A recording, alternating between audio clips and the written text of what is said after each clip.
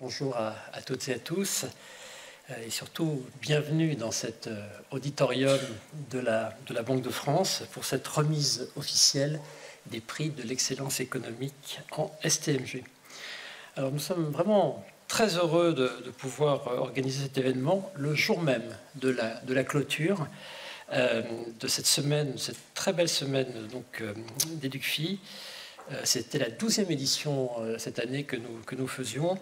Et je crois qu'elle est maintenant organisée dans plus d'une centaine de pays à travers le monde. C'est vraiment à chaque fois un moment très privilégié pour nous à la Banque de France, et j'espère que c'est également un moment privilégié pour vous aussi, élèves, enseignants, inspecteurs, et pour tous ceux qui vous accompagnent. Alors je souhaiterais d'abord, évidemment, on est là principalement pour ça, féliciter et remercier les élèves qui ont participé à ce concours et qui en sont les lauréats. Bravo et merci pour l'investissement que vous avez su mettre. Je crois que nous mesurons tous ici le temps que vous avez passé dans la préparation, la mobilisation forte que vous avez mise aussi de vos compétences pendant les 4 heures que l'épreuve a duré sur un sujet compliqué. Je le rappelle, les politiques économiques face aux enjeux de la rareté. Et alors c'est un sujet compliqué, je le disais, mais c'est un sujet qui est vraiment au cœur de la science économique, au cœur de l'économie politique, ô combien.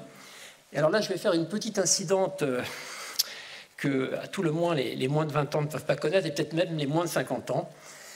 Il y avait, alors vous l'avez connu peut-être en tout cas de nom, un Premier ministre qui s'est appelé Raymond Barre, et avant d'être Premier ministre, il était professeur d'économie. Et les premiers mots, Yvan s'en souvient, je le vois, de son manuel d'économie politique, c'était les suivants. La science économique est la science de l'administration des ressources rares. Vous voyez, donc la science de la rareté. On est vraiment au cœur, presque épistémologique de ce qu'est l'économie politique. Donc, l'économie, bien sûr, est considérée, et ce n'est pas forcément faux, comme une science abstraite, complexe, difficile. Et vous avez fait l'effort de l'affronter, de la prendre à bras-le-corps, et vous l'avez fait avec succès, puisque vous êtes ici. Je pense qu'en ayant préparé ce concours, j'espère en tout cas, en vous déplaçant aussi ce matin au siège, en passant, je crois, à CITECO, vous avez pu découvrir certaines des ressources pédagogiques que CITECO et que la Banque de France mettent à votre disposition, comme notamment les ABC de l'économie. Alors je suis sûr que ces ressources que vous avez déjà peut-être utilisées, vous allez encore les réutiliser pour encore approfondir votre connaissance donc, des sujets économiques. Les sujets économiques, aussi difficiles soient-ils, je l'ai dit, ce sont des sujets essentiels.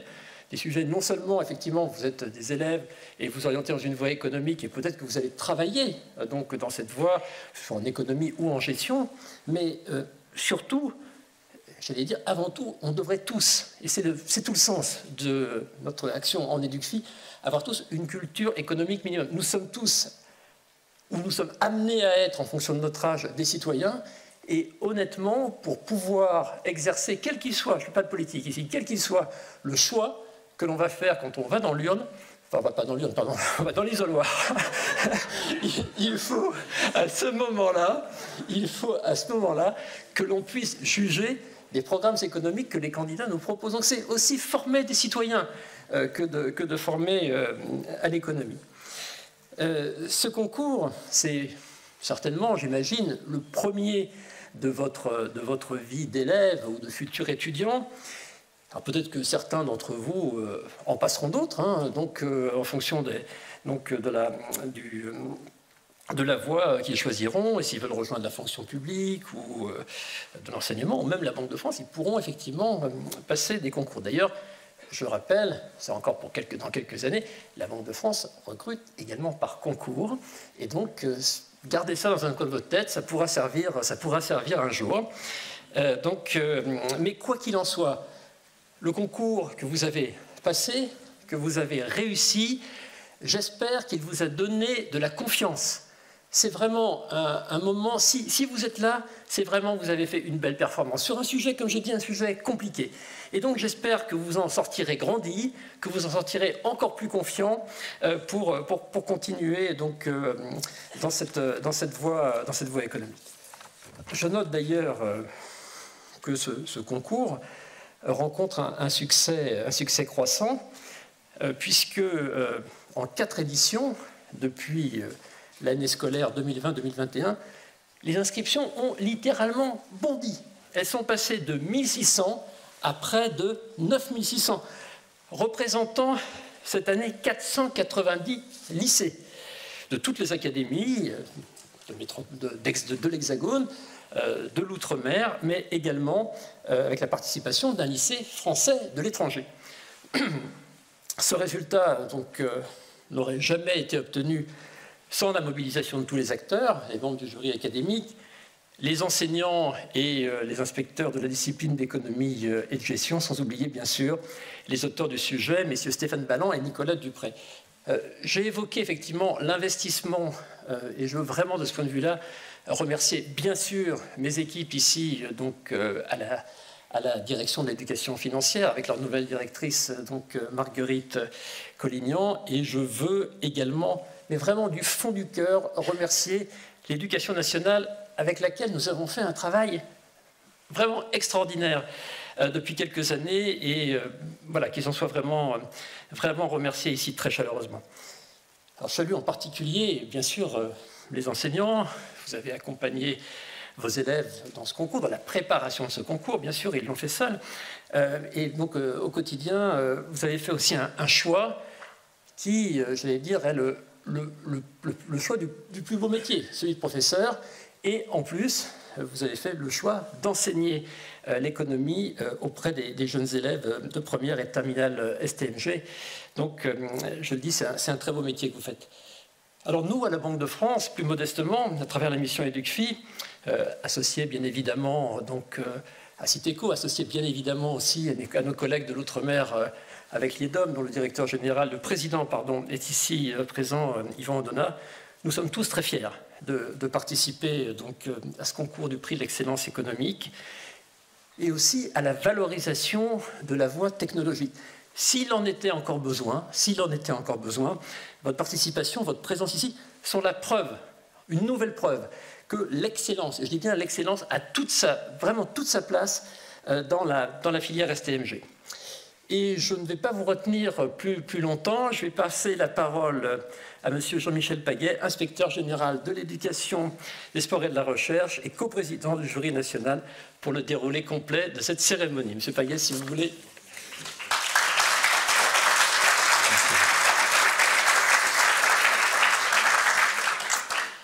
Voilà, bonjour à toutes et à tous. Je voudrais saluer l'exceptionnel partenariat qui associe l'éducation nationale avec la Banque de France.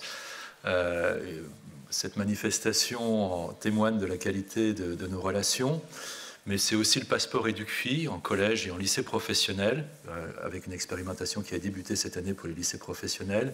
Ce sont toutes les ressources que vous mettez à disposition des professeurs et des élèves, des ressources qui sont prêtes à l'emploi pour assurer les cours, mais aussi des ressources qui viennent nourrir les professeurs, actualiser les connaissances, et vous participez pleinement à la formation de nos enseignants.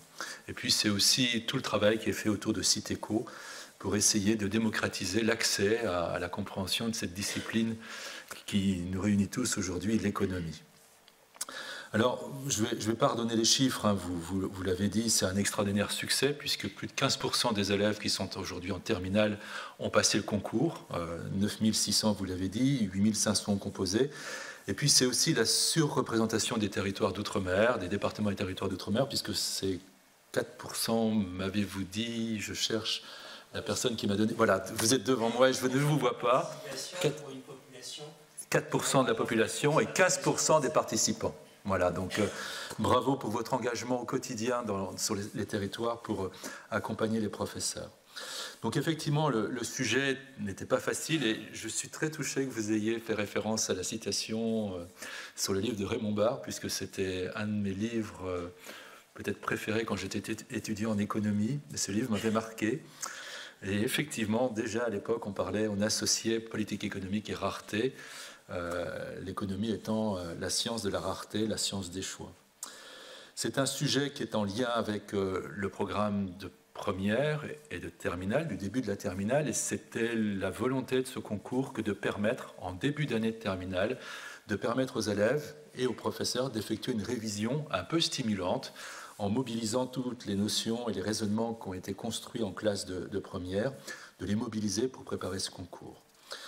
Alors, j'ai appris tout à l'heure que certains professeurs mettaient en place des séances préparatoires au concours, comme quoi, effectivement, l'importance de ce concours est entrée dans les pratiques. Et puis, au-delà de ce sujet, nous sommes attachés, enfin, quand on travaille avec les concepteurs du sujet, à intégrer des documents qui sont des documents de référence pour montrer que l'économie est à aborder avec des documentations, une information solide, robuste et vérifiée.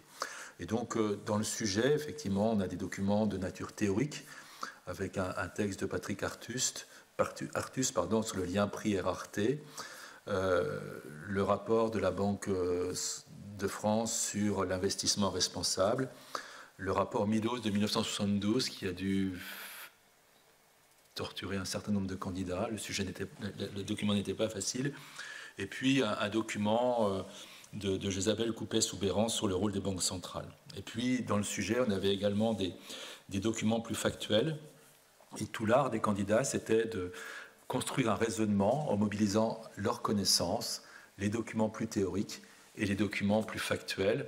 Certains ont brillamment réussi, nous les féliciterons tout à l'heure, mais tous ont eu ce mérite de pouvoir réussir ce difficile exercice. Les attendus, quand nous avons regardé les copies, finalement, c'était la qualité du raisonnement. Alors, on avait quelques éléments de corrigés qui étaient fournis au correcteur sur un premier point autour des effets économiques de la rareté, comment la rareté des ressources affecte l'économie, et notamment par les mécanismes de la loi et de la demande. Et puis, ensuite, de se poser la question, comment dans un contexte de rareté, avec un risque de hausse des prix, eh bien, les politiques économiques devaient-elles s'adapter? Certains candidats ont été encore plus loin en montrant, peut-être en démontrant les limites des politiques économiques actuelles et que peut-être un autre modèle devait être envisagé. Voilà, c'est un exercice effectivement difficile, les copies, que de classer les copies, que de définir ou d'identifier les lauréats. Les 30 finalistes, les 30 copies que nous avons lues au niveau national nous ont toutes stimulés. Mais on va célébrer effectivement quelques candidats parmi tous ces lauréats académiques. Je voudrais terminer par quelques remerciements. Donc d'abord la Banque de France, parce que le travail que vous faites pour nous soutenir est extraordinaire, au niveau national, mais aussi sur chacun des territoires, quels qu'ils soient. De remercier les jurys académiques qui font un travail important pour classer les copies. Mes collègues inspecteurs au niveau national, Olivier Mondet, Alexandra Almimov et Philippe Cadet, qui nous aident à organiser ce concours. Les correspondants de la Banque de France, Jean-Marc Lerme, Stéphanie Lange-Gaumont, tous les correcteurs en académie, puisque corriger 8500 copies, c'est quand même pas une mince affaire. Les professeurs qui au quotidien accompagnent les élèves et les amènent au plus haut niveau de la connaissance. Les auteurs du sujet, donc Stéphane Balland, Nicolas Dupré. Stéphane est dans l'Académie de Normandie, Nicolas dans l'Académie de Montpellier, et puis tous les candidats qui ont fait cet effort et à qui je souhaite le meilleur pour l'avenir, parce que je crois qu'ils ont été très bien préparés. Voilà, merci à vous.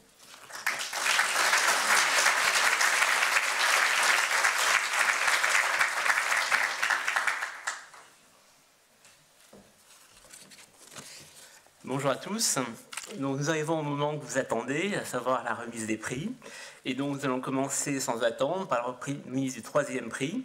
Et donc, nous allons procéder à cette remise. J'appelle sur scène donc Mme Céline Rouault, de la Direction générale de l'enseignement scolaire du ministère de l'Éducation nationale, M. Julien Moulonguet, responsable de l'Observatoire économique monétaire du Lille Milieu-Homme, et bien sûr la lauréate, Léa Paul Newman, ainsi que son référent pédagogique.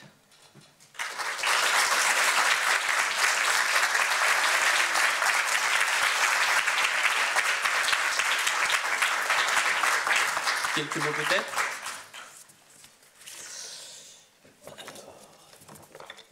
Donc, oui, tu peux. Mais là où tu as dit le micro peut-être. C'est aussi simple. Où je me mets ici. Alors, chère Léa, félicitations pour ce 3e prix. Le jury salue votre engagement et votre investissement dans ce travail, comme l'a dit M. Paguet, très exigeant, de réflexion personnelle et d'argumentation que l'on vous demande en un temps limité. Ici, c'est 4 heures, c'est aussi une difficulté, à partir de ce que vous avez appris, en effet, en année de première et début d'année de terminale, dans cet enseignement de spécialité droit et économie. Donc, cette année, le sujet, Jean-Michel le rappelait, s'intitulait « Les politiques économiques face aux enjeux de la rareté ». Alors, pourquoi le jury a-t-il retenu votre copie? Alors, d'abord, votre copie, elle était agréablement rédigée, c'est un premier point. Vous faites ensuite l'effort de structurer votre propos en 3 parties, je ne sais pas si vous vous en souvenez, pour développer votre argumentation à une problématique que vous avez formulée ainsi. Comment les enjeux de la rareté sont-ils entrepris et qui soutient l'économie? Dans un premier temps, vous développez les causes de l'apparition de l'économie de la rareté. Vous expliquez ensuite le rôle de l'État et des banques centrales. Et enfin, vous consacrez votre 3e partie aux solutions les plus adaptées pour faire face à cette économie de rareté.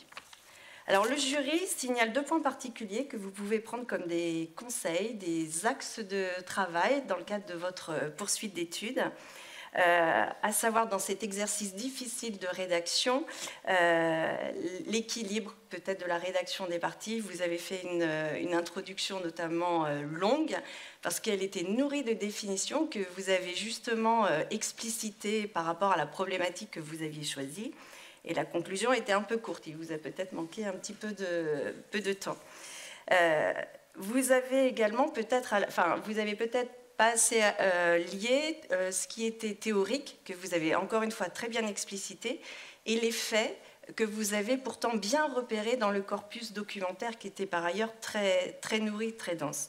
Enfin, dans tous les cas, chère Léa, le jury valorise votre travail parce que justement, vous avez su repérer les idées essentielles, les organiser dans un propos cohérent pour répondre à la problématique que vous aviez définie. Donc, pour toutes ces raisons, le jury vous félicite à nouveau pour ce 3e prix, Léa.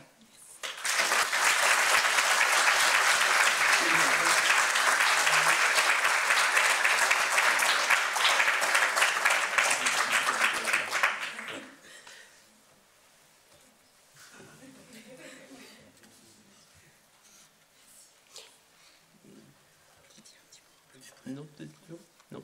Merci beaucoup. Je vous propose donc maintenant de passer à la remise du 2e prix. La lauréate est donc Noémie Saint-Jean du lycée Victor Schœlcher à Fort-de-France, Académie de Martinique. Et donc j'appelle en premier sur scène M. Yvan Donat, président de l'IEDOM, Mme Glondu-Célois, inspectrice académique régionale en économie-gestion de l'Académie de Martinique, M. Jacques-Bernard Sonnière-Leroy, conseiller scientifique de Citeco et membre du jury, à venir sur scène. Bien sûr, la lauréate.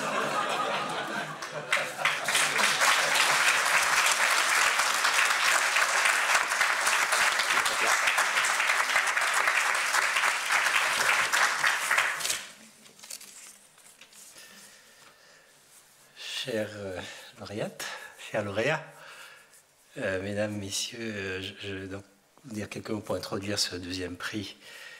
C'est un moment qui marque à la fois une première et puis une heureuse coïncidence. Alors, la première, c'est que c'est effectivement la première fois qu'un des 3 lauréats nationaux représente l'outre-mer.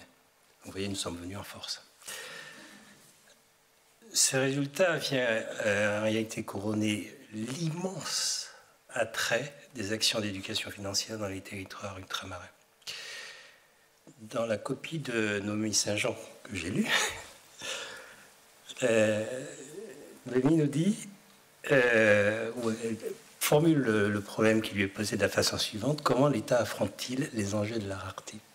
Et elle répond, c'est sa phrase de conclusion: l'État doit trouver des solutions adaptées à son système économique et social pour ne pas atteindre une défaillance totale. Bon, je trouve ça assez inspirant. L'heureuse coïncidence que j'évoquais initialement est que Noémie Saint-Jean est élève du lycée Schellcher à Fort-de-France, où j'ai moi-même passé mon baccalauréat. Alors c'était il y a fort longtemps, mais comme vous le savez, les années de lycée ne s'oublient jamais. Donc merci pour cette opportunité, Noémie. Alors d'abord, je vais vous proposer une revue succincte de ce que nous faisons en Outre-mer. La façon dont l'IEDOM et l'IOM, qui sont les banques centrales de l'Outre-mer, exercent leur mission d'éducation financière. L'Institut des missions des départements d'Outre-mer, donc l'IEDOM, assure les missions de la Banque de France dans les départements et collectivités d'Outre-mer de l'océan Atlantique et de l'océan Indien, dont la monnaie est l'euro. L'Institut des missions d'Outre-mer, IEOM, c'est la Banque centrale des collectivités d'Outre-mer du Pacifique, dont la monnaie est le franc pacifique. L'IEDOM et l'IEOM, ce sont un siège commun à Paris, où se trouve mon bureau, et 9 agences qui sont installées en Guadeloupe, Guyane, La Réunion, Martinique, Mayotte, Saint-Pierre-et-Miquelon, d'une part, ça c'est le volet IEDOM, et puis Nouvelle-Calédonie, Polynésie française, Wallis et Futuna pour la partie IEOM. Avec une particularité qui est que l'agence de Guadeloupe couvre les populations des collectivités de Saint-Barthélemy et de Saint-Martin. Vous voyez, 9 agences, 11 territoires. Toutes les agences contribuent à la mission d'éducation financière, même lorsqu'il faut se déplacer parfois de loin, et interviennent sur l'ensemble des piliers: éducation budgétaire et financière, éducation économique, éducation financière des entrepreneurs. Ça veut dire que nous participons bien sûr à l'ensemble des actions nationales, les concours, le concours de l'excellence économique, le concours GESA, Génération Euro pour les lycées, le passeport EducFi, le service national universel, la semaine d'éducation financière, l'illettrisme, la semaine entrepreneuriale. La particularité outre-mer, c'est que nous avons aussi des actions en propre auprès des cadres et des jeunes du régiment, de ce qu'on appelle le régiment du service militaire adapté, pour les former là aussi aux questions budgétaires et financières, les sensibiliser notamment aux arnaques. Ce sont des actions qui se déroulent notamment lors de la semaine de l'éducation financière. Il y a aussi un certain nombre d'interventions auprès des élèves du primaire. Nous organisons des conférences auprès des professeurs et des élèves sur la politique monétaire, l'inflation, la finance verte. Il y a des actions prennent aussi la forme de challenges interlycées autour du jeu Aventure Entreprendre en Martinique et bientôt en Polynésie française. On veille aussi à adapter certains outils. Par exemple, je vais vous donner 2 exemples. On a créé un jeu pour faciliter la règle des arrondis avec la nouvelle gamme de pièces de monnaie qui a été mise en circulation en 2019 dans la zone franc-pacifique. Et le jeu Mes questions d'argent a été adapté pour la Polynésie française. Puis enfin, il y a tout un ensemble d'actions auprès des travailleurs sociaux qui sont mensuellement sous forme de webinaires avec une thématique qui varie. Donc au total, sur l'année 2023, ce sont plus de 9000 personnes qui ont été touchées par les actions que nous avons menées, IEDOM et IEOM, en matière d'éducation financière. Plus de 1700 au titre des publics relais et plus de 7000 au titre du public ou des publics finaux. C'est dire que les référents EducFi, nous avons un référent EducFi dans chaque agence et une équipe qui est ici au siège. Toutes ces personnes pilotent ces actions, ne ménagent pas leur effort et je les en remercie. En 2024, nous mettrons à nouveau un accent particulier sur l'éducation financière avec un ciblage du public relais. C'est extrêmement important, précieux. Je le dis parce que je sais que Madame Londu partage tout à fait cette approche auprès des travailleurs sociaux pour renforcer l'action, les former à la procédure de surendettement. On a encore un effort à faire et au formalisme sociaux, au droit au compte, à toutes les questions d'infobanque, auprès des enseignants. Là aussi, sur des thématiques que j'ai déjà mentionnées, finances vertes, présentation des économies locales, inflation, politique monétaire. Évidemment, nous ne pouvons pas tout faire. Nous avons besoin des enseignants, nous avons besoin des travailleurs sociaux. Je mentionne un dernier volet de notre action, ou une nouveauté dans notre action pour 2024. C'est une vraie nouveauté. Nous allons bénéficier d'un financement européen, la validation est en cours, qui permettra de travailler à dresser un état des lieux des connaissances en matière de finances numériques dans tous les territoires d'outre-mer. C'est un travail qui va se faire sous l'égide de l'OCDE, sous la forme de rapports d'analyse fondés sur des enquêtes qualitatives, quantitatives, pour examiner les caractéristiques, les préférences, les attitudes, les comportements de la population ultramarine en matière de services financiers numériques. On parle beaucoup, parfois d'illettrisme.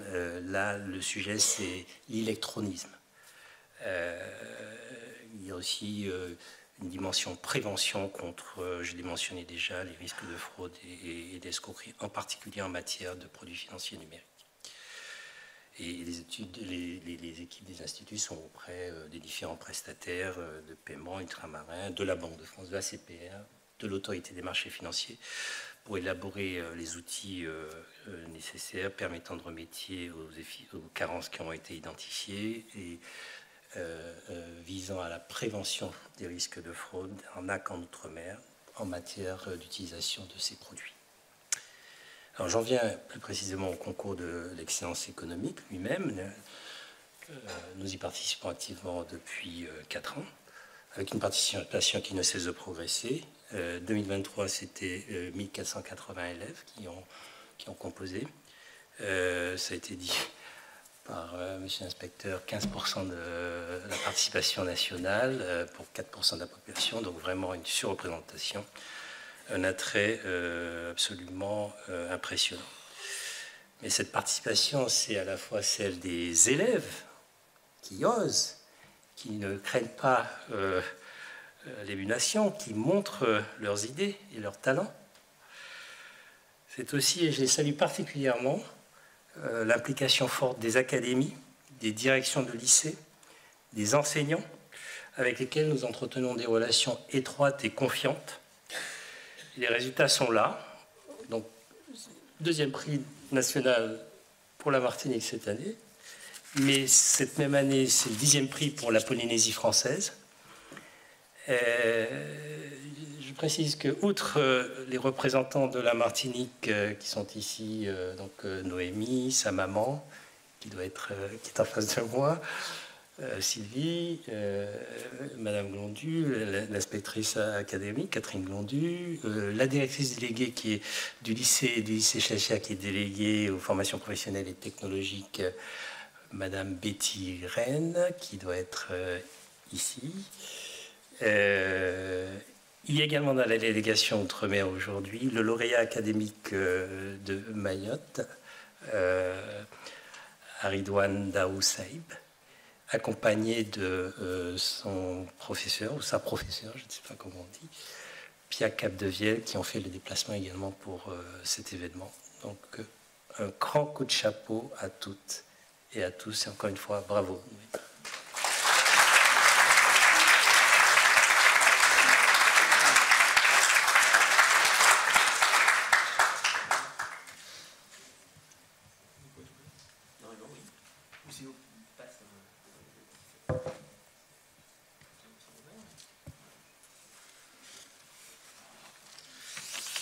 Donc, bonjour à tous, bonjour Noémie. Tu as eu le 2e prix donc, à ce concours organisé par la Banque de France, donc le prix d'excellence en économie. Et au nom du jury, eh bien, je vais évoquer les principaux critères que nous avons retenu pour justement te classer seconde de ce concours. Et pour cela, j'évoquerai à la fois le fond et la forme de ta copie. Donc tout d'abord sur la forme, pour dire que les principaux éléments constitutifs d'une présentation bien structurée et conforme aux attentes du jury s'y trouvaient. Et en premier lieu, ton introduction, qui comporte une définition des deux notions clés de l'énoncé du sujet, à savoir la politique économique et la rareté, mais aussi un effort de problématisation du sujet, qui est toujours un point essentiel sur lequel le jury est toujours très attentif, et aussi un plan clair, cohérent, et tout à fait pertinent dans la mesure où il te permet de bien répondre à la problématique que tu avais soulevée. Ensuite, le corps du texte en lui-même, et en particulier un style à la fois fluide et dynamique, une écriture qu'on a trouvée tout à fait claire et très soignée, mais aussi une bonne maîtrise de la syntaxe. Tout ça ont été des éléments particulièrement appréciés des membres du jury. Seul petit bémol, on l'a déjà souligné pour le prix le troisième lauréat, la conclusion peut être un peu courte, alors là aussi peut-être as-tu manqué de temps. On a relevé néanmoins qu'il y avait une bonne idée à l'intérieur, mais néanmoins on l'a trouvée un peu courte, et en tout cas pas tout à fait à l'unisson du reste de la copie.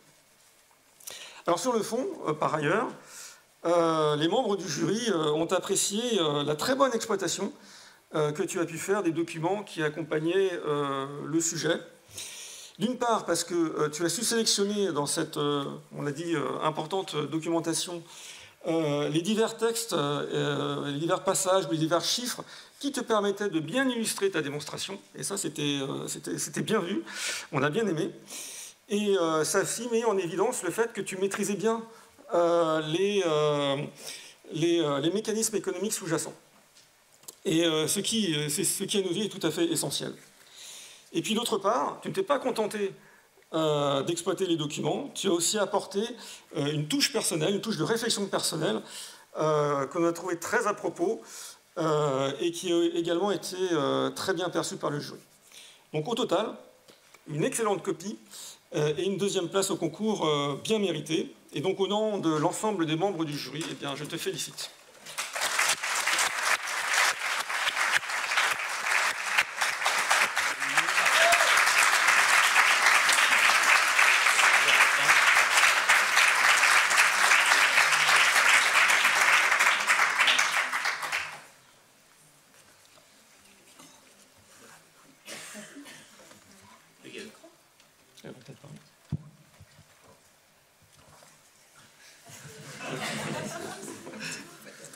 C'est l'ancienne.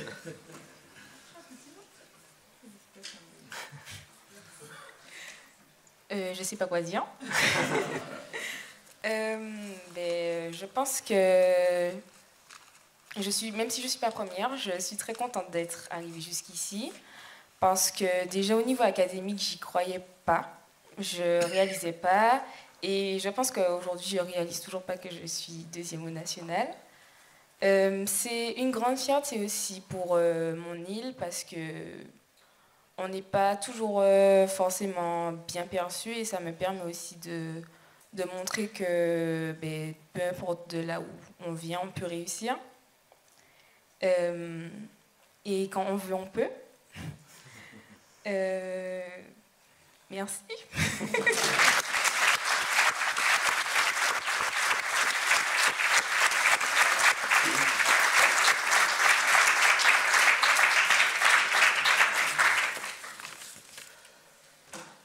Donc nous arrivons à l'issue de cette cérémonie par la remise du premier prix.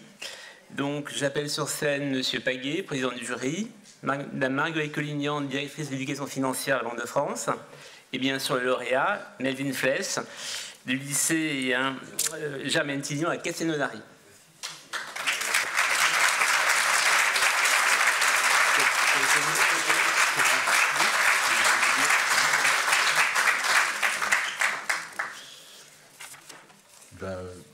d'abord féliciter Melvin pour cette première place. Hein. Être premier sur 8600 composants, c'est quand même pas une mince affaire, donc bravo à vous. Je voudrais féliciter les parents qui sont présents et qui usent les pellicules photo. Ah non, ça n'existe plus. On a parlé de Raymond Barre tout à l'heure, je pensais que... Et puis, Madame professeure de Melvin et d'autres candidats, hein, vous avez su stimuler l'envie chez vos élèves et puis les préparer, parce que je crois effectivement que le concours a été préparé sobrement, mais efficacement. Et puis, monsieur le proviseur, parce que vous valorisez cette filière dans l'établissement. Et puis, voilà, Laurence, qui s'implique tant à la fois dans l'Académie de Montpellier, mais aussi sur toutes les actions de la Banque de France, du côté de la Banque de France. Du côté du rectorat, pardon. Voilà, pourquoi êtes-vous premier? C'est une belle question. La première chose, c'est que la copie a un plan simple et efficace. Voilà, donc je vais vous donner le plan. Les enjeux, plutôt les conséquences de la rareté, et puis dans un grand 2, la mise en place des politiques économiques, donc un plan en 2 parties. Efficace parce qu'effectivement, c'est plus simple. Le plan en 3 parties peut être un petit peu compliqué et on peut manquer de temps au moment de la conclusion. Bon, mais voilà, soit un plan à 2 parties, mais les plans en 3 parties fonctionnent aussi, la preuve. La deuxième chose, ce sont les qualités rédactionnelles. Voilà, la copie est facile à écrire, à lire, pardon, à écrire, je ne sais pas, à lire, mais en tout cas facile à lire. Et puis, elle n'est pas très longue, donc il n'y a pas de long développement qui pourrait être perçu inutile, ce qu'on a parfois ressenti dans certaines copies, donc c'était simple et efficace. Une problématique que je vais résumer ainsi, les politiques économiques comment les politiques économiques peuvent-elles répondre aux conséquences de la rareté? Donc, comment les politiques économiques peuvent répondre aux conséquences de la rareté? Et puis, ce qui nous a marqué, c'est qu'à plusieurs endroits dans votre dissertation, dans votre composition, vous avez su intégrer des mécanismes économiques. Voilà, donc, comment la rareté affecte l'économie par les mécanismes de hausse de prix, et puis quelles peuvent être les conséquences de ces hausses de prix sur l'ensemble de l'économie. Et puis donc vous évoquez les politiques économiques et vous rappelez, et c'est important à partir d'une notion de rappeler finalement ce qu'est une politique économique, et peu de candidats ont fait cet effort de rappeler finalement de ce dont on parle. Vous avez su exploiter avec intelligence les documents. Le rapport Mido, dont on en parlait tout à l'heure, où vous montrez que la croissance de la population va plus vite que celle des ressources, et puis que la croissance de la pollution croît encore plus vite. Donc effectivement, avec des questions, est-ce que les ressources suffiront à nourrir toute la population, et est-ce que l'on pourra absorber toute la pollution qui découle de l'activité économique? Vous évoquez aussi le rapport entre l'individu et le collectif, de manière assez fine, mais pas suffisamment développée à notre goût. Vous évoquez en conclusion, et c'est un point essentiel, comment la rareté peut affecter aussi une cohésion sociale, parce que toutes les parties de la population ne sont pas forcément affectées de la même manière par les hausses de prix ou par les mécanismes de rareté. Je crois que c'est la seule copie dans laquelle on ait trouvé cette idée qui a été largement valorisée.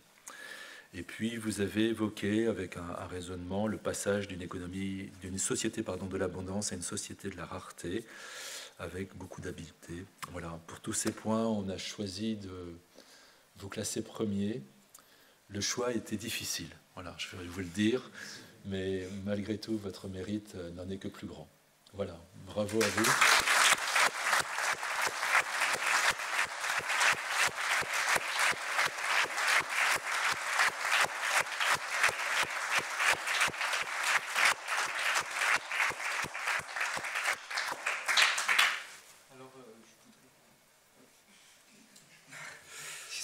Alors, je voudrais remercier Madame Ronté, ma prof de droit économie, qui m'a très bien préparé pour ce concours, et Monsieur Albarel, le proviseur, qui m'a accompagné aussi aujourd'hui, donc merci.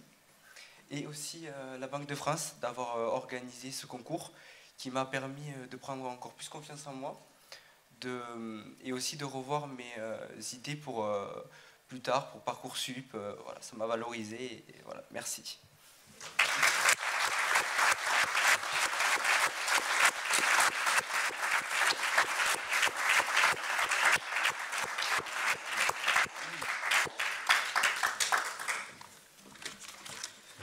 Merci beaucoup. Donc je vais clôturer cette édition et cette cérémonie qui a encore une fois été riche en émotions. Nous vous donnons d'ores et déjà rendez-vous l'année prochaine pour le prochain concours et les inscriptions commenceront bien sûr en septembre 2024 et nous avons la certitude que ce succès ira grandissant et que les inscriptions seront de plus en plus nombreuses comme nous avons pu le constater ces dernières années. Donc je remercie tous les lycéens, leurs accompagnants qui se sont déplacés jusqu'à Paris pour cette cérémonie, à prendre le chemin de Citéco pour ceux qui le souhaitent et donc visiter le parcours permanent du musée de l'économie. Donc vous êtes attendus à partir de 16h sur place pour donc une visite de l'établissement. Merci beaucoup pour votre présence.